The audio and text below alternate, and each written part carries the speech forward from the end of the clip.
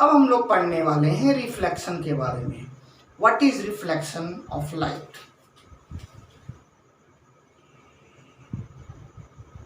What is reflection? Bending of light,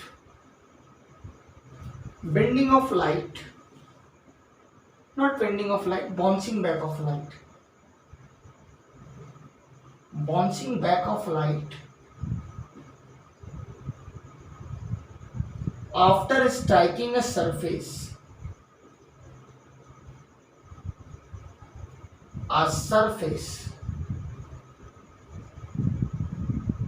is called reflection.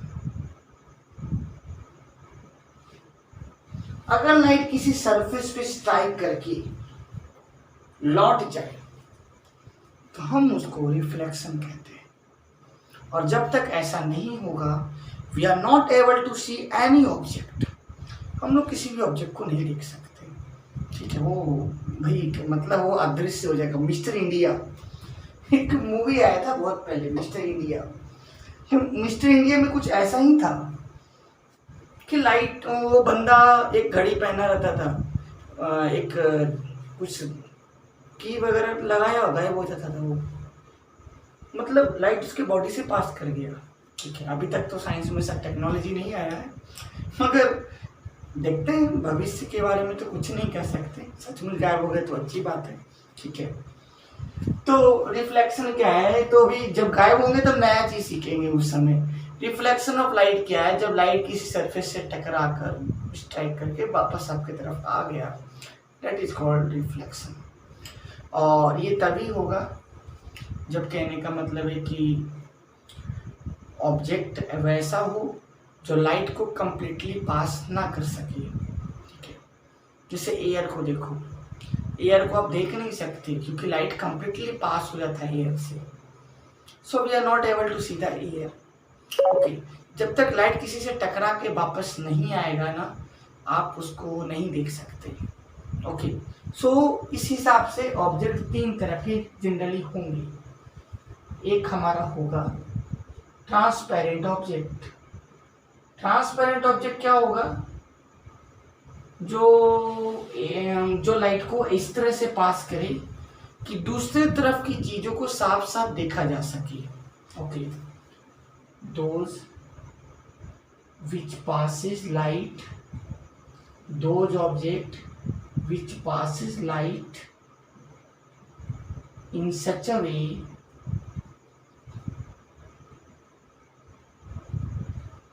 object on the other side is seen clearly, object on other side is seen clearly। ऐसा मतलब दूसरी तरफ का चीज साफ साफ दिख सके। अब जो कंप्लीटली पास इसमें कर देगा वो दिखेगा नहीं, वो ऑब्जेक्ट ही नहीं दिखेगा। ठीक है, तो एग्जाम्पल इसके क्या है भाई? एयर है, कंप्लीट ट्रांसपेरेंट है, पूरा पास कर देता है, मगर आप वाटर को देख सकते हो, ग्लास को देख सकते हो।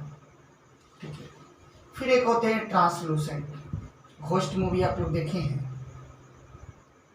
घोस्ट मूवी देखिए, तब ट्रांसलूसेंट का मतलब आएगा कि रात को अचानक नींद खुलेगा। हीरो को तो दिखता ही नहीं घोस्ट, जनरली हीरोइन को ज़्यादा दिखता है। अब वो क्या है कि आँख खुलेगा, जब वो देखेंगे तो सामने विंडो पर कर्टेन के पीछे कोई खड़ा है, कर्टेन पर्दे के पीछे। तो पर्दा क्या है भाई? ट्रांसलूसेंट ऑब्जेक्ट है, मतलब लग तो रहा है कि दूसरी तरफ कोई है मगर क्लियरली नहीं दिखेगा। लाइट पास होगा मगर दूसरी तरफ का ऑब्जेक्ट क्लियरली नहीं दिखेगा। So those object which passes the light in such a way,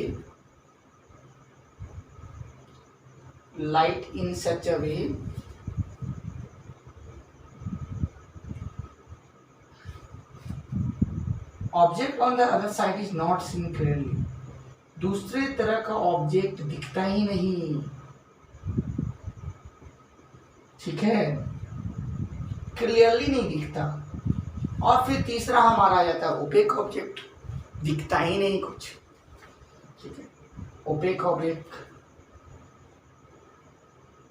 तो ओपेक ऑब्जेक्ट वो ये क्या है?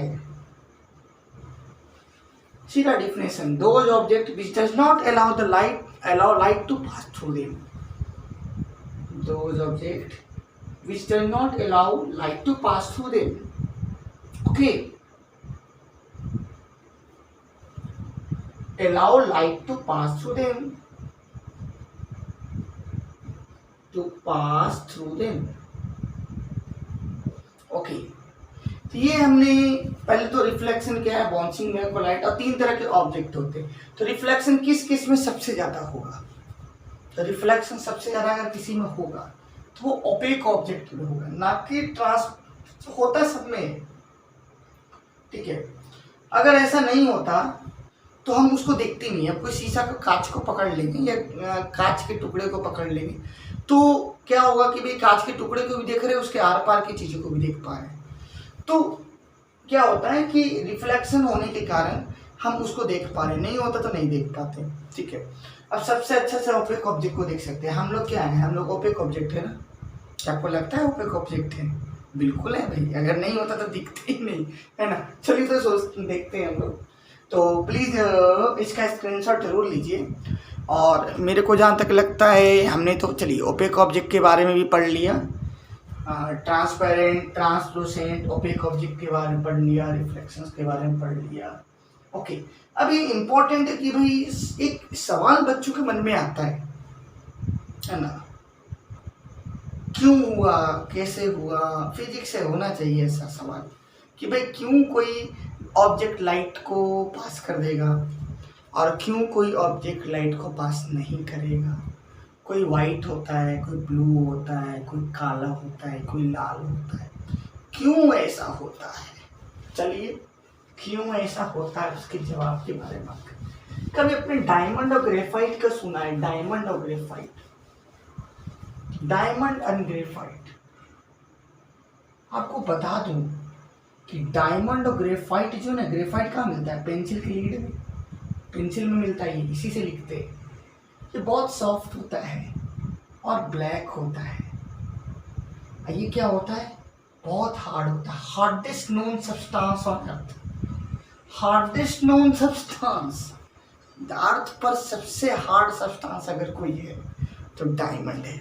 और मेल्टिंग पॉइंट का बात करें तो हाई मेल्टिंग पॉइंट भी हाईएस्ट है, 4000 डिग्री सेल्सियस के अबाउट है। अबाउट मैं बार बार बोल रहा हूँ, समझ लेना कि हम एक्यूरेट बता रहे हैं। ठीक है, अबाउट, इसके भी कुछ कम नहीं है, 3800 डिग्री सेल्सियस के आसपास है। तो डायमंड क्या है ना, पूरा ट्रांसपेरेंट टाइप का एक्ट करता है, शाइनी है ना? शाइनी है पूरा, मगर ये तो ब्लैक है।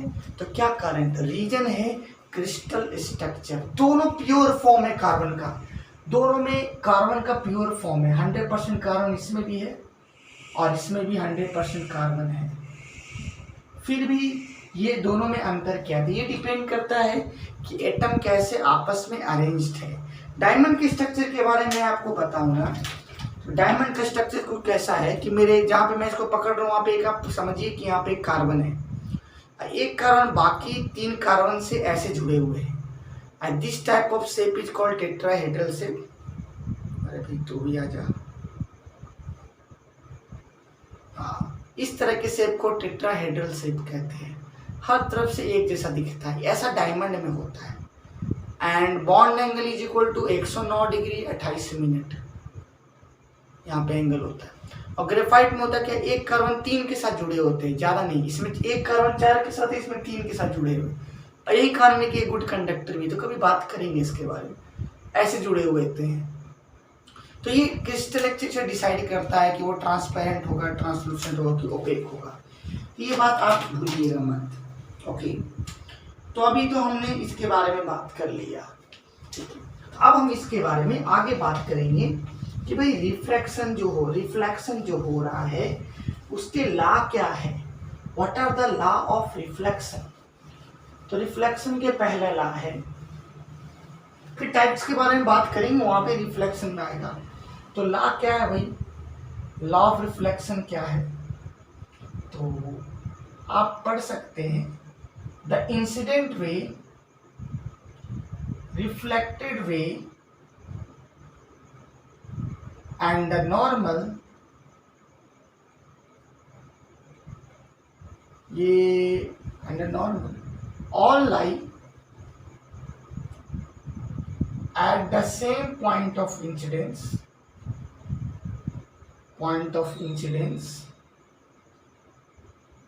in the same plane। और मैं दोनों लिख लेता हूं। और उसके बाद दूसरा है angle of incidence is equal to angle of reflection.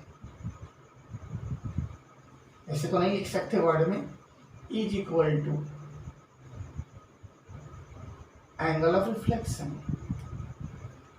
Angle of incidence क्या होता है, एंगल ऑफ रिफ्लेक्शन के इक्वल होता है। तो देखिए, सपोज करिए एक सरफेस है, लाइट आ रहा है, लाइट आया, क्या आप लाइट को देख सकते हैं? No, we can see object in the path of light. Light के पाथ में जो ऑब्जेक्ट है, लाइट के स्ट्राइक करने से देख सकते हैं। तो ये इंसिडेंट रे, लाइट आ रहा है, इंसिडेंट रे आई से जहां पे स्ट्राइक करता है, इसको कहते हैं point of incidence, O point of incidence.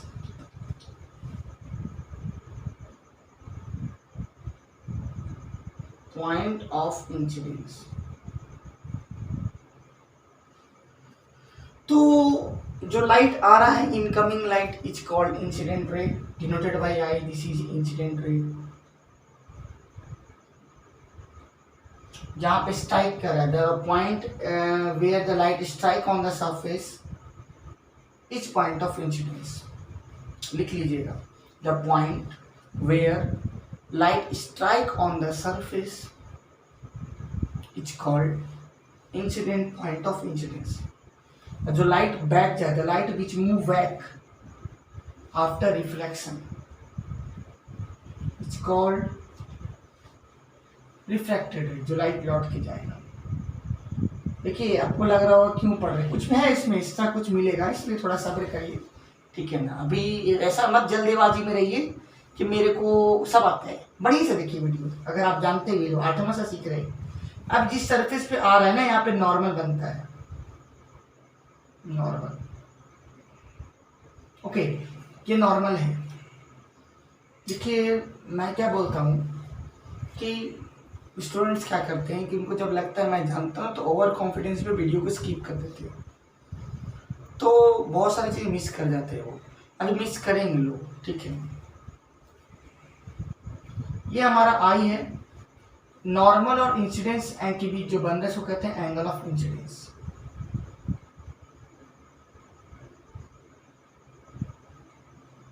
और ये जो नॉर्मल और रिफ्रैक्शन के बीच बन रहा है, इसको एंगल ऑफ रिफ्रैक्शन कहते हैं। सरफेस और इंसिडेंट के बीच जो बन रहा है, इसको ग्लैंसिंग एंगल ऑफ इंसिडेंस कहते हैं। ये बात बहुत कम लोग जानते हैं, ग्लैंसिंग एंगल ऑफ इंसिडेंस। और ये जो है, ये एंगल कहलाता है glancing angle of incidence refraction, glancing angle of refraction. और जब लाइट इधर जा रहा है, इसको भी हटाता हूँ, लाइट को जाना था इधर, इतना मुड़ चुका है,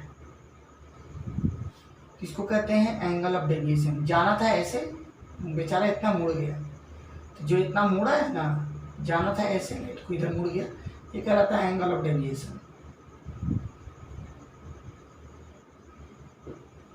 सो कहता क्या है, लॉ ऑफ रिफ्लेक्शन। आने वाला लाइट, आप इसको नहीं बनाएंगे भी तो चलेगा, और बाकी सब बनाइए।